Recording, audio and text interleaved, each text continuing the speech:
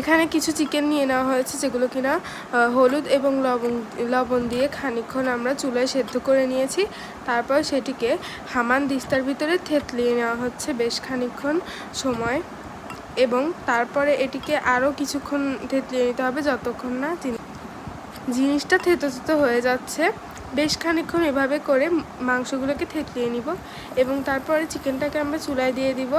সেখানে পেঁয়াজ, মরিচ এবং কাঁচা লঙ্কা আরও যা যা দেওয়ার প্রয়োজন সব কিছু দিয়ে বেশ খানিকক্ষণ নেড়ে চেড়ে ভেজে নিব।